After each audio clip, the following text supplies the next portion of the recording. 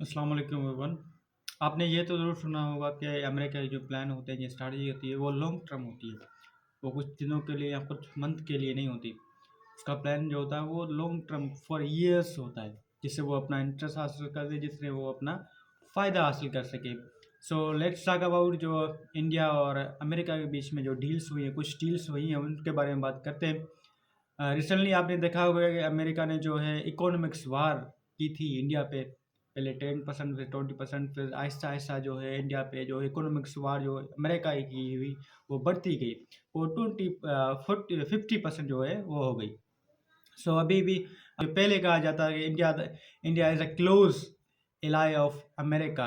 America का जो close friend है वो इंडिया है। क्योंकि अगर 2018 में देखें तो जब डोनाल्ड ट्रम्प इंडिया में आया था तो उसने जो है कितनी ज़्यादा तारीफ़ की थी इंडिया की और मोदी की। उन्होंने क्लोज़ फ्रेंड कहा था मोदी को और इतनी ज़्यादा तारीफ़ की कि ये लग रहा था कि ये कभी अलग हो ही नहीं सकते। मगर रिसेंटली 2025 में देखें तो अमेरिका ने जो है इकोनॉमिक्स वार की हैं इंडिया पे। 50% जो है टैरिफ लगाए इंडिया पे। सो अभी रिसेंटली कुछ डील्स हुई हैं इंडिया और अमेरिका के बीच में, आज उनके बारे में बात करेंगे।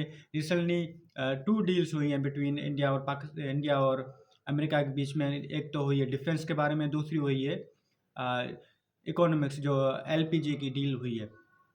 सो एक डील हुई है डिफेंस में जिसमें राजनाथ सिंह और पीटर हैगन जिसने जो है डिफेंस डील की है, जिसमें इंडिया ने जो $40 बिलियन स्पेंड किए हैं, जिसमें जो एक म्यूचुअल डिफेंस एग्रीमेंट हुई है, जिसमें वो म्यूचुअली अपने अपने जो है अपने आप को प्रोटेक्ट करेंगे, जिसमें दूसरी भी जो है चीज़ें शामिल है, जिसमें टेक्नोलॉजी और कॉपरेशन और एजुकेशन और दूसरे भी जो है सिचुएशन शामिल है। मगर मेन जो है वो डिफेंस है, क्योंकि अभी आपने देखा होगा कि इसराइल ने जो है मोर देन 7 कंट्रीज़ पे है उन्होंने अटैक किया था, और बहुत सारी कंट्रियाँ जो इसराइल से जो थ्रेट महसूस कर रही थी और थ्रेट्स फेस कर रही थी। सो इसलिए पाकिस्तान और सऊदी अरब के बीच में भी डिफेंस एग्रीमेंट हुई, और अभी इंडिया और अमेरिका के बीच में जो है डिफेंस एग्रीमेंट हुई है।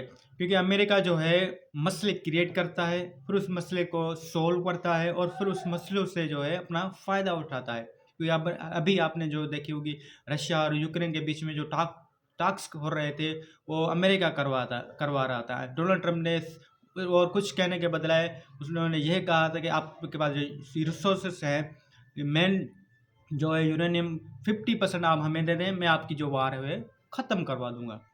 मगर ज़ेलेंस्की ने जो अभी यूक्रेन के प्रेसिडेंट, उन्होंने जो है ना कहा था, डिनाई किया था उसको। फिर बाद दूसरी मीटिंग में उन्होंने कहा था ये सब कर लें, भले हमारे 50% जो है रिसोर्स रख लें, मगर हमारी जो वार है ख़त्म कर दें, क्योंकि उसकी मजबूरी थी। लोग मर रहे थे। रशिया ने आपने देखा होगा क्या हाल किया है अभी यूक्रेन का। सो उनमें जो मेन जो है वो यूरेनियम है। यूरेनियम जो है बॉम्ब बनाने के लिए बहुत अहम और इम्पोर्टेंस रखता है। यूरेनियम 235 जो बहुत ज़्यादा इम्पोर्टेंट रखता है बॉम्ब बनाने के लिए और जहाज़ उड़ाने के लिए और दूसरी चीज़ों में जो अभी जो है ज़्यादा इम्पोर्टेंट है। सो उन्होंने अमेरिका ने, डोनाल्ड ट्रम्प ने ये गुजारिश की ज़ेलेंस्की से, मुझे आप 50% जो है अपने रिसोर्सेज दे दें, मैं आपकी वार ख़त्म कर दूँगा। So this is the main reason.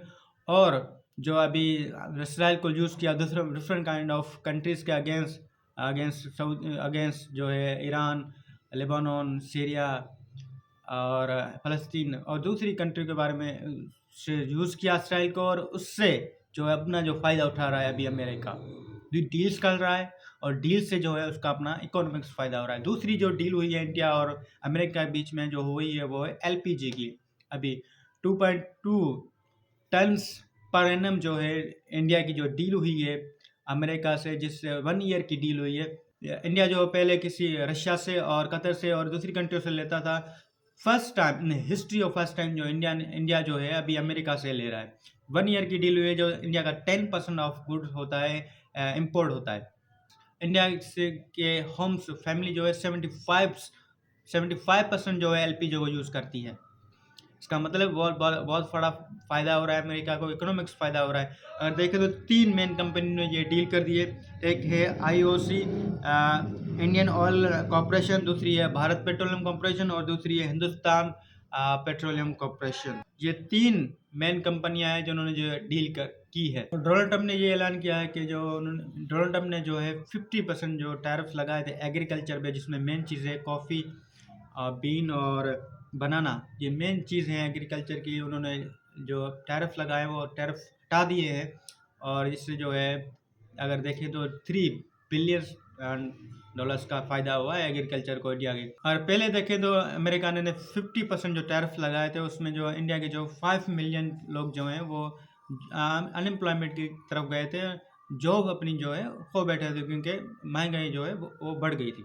अगर इंडिया और अमेरिका के बीच में जो ट्रेड होता है पर एनुअल, वो देखें तो इंडिया जो है इंपोर्ट करता है $41.5 बिलियन का जो गुड्स जो है वो इंपोर्ट करता है। अगर एक्सपोर्ट देखें तो 87.3 बिलियंस का जो है वो एक्सपोर्ट करता है। इसका मतलब जो इंडिया का डेफिसिट है वो 45.8 बिलियंस का है, मतलब India is on upper side.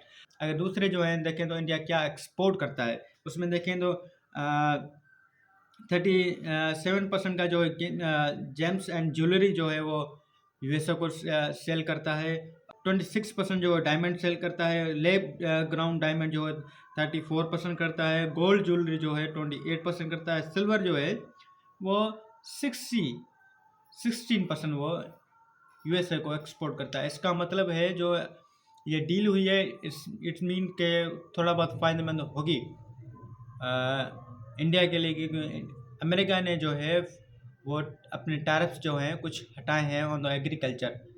सो मैंने कहा था कि इंडिया अमेरिका की जो डील्स होती हैं वो प्रोलॉन्ग होती हैं, 4 ईयर्स होती हैं, क्योंकि अभी इंडिया और अमेरिका की 10 ईयर्स की डील हुई है, जिसमें इंडिया ने जो $40 बिलियन स्पेंड किए हैं, और एलपीजी की 1 ईयर की डील हुई है। इसका मतलब जो है America is on the growing on, और उसकी इकोनॉमी जो बढ़ रही है।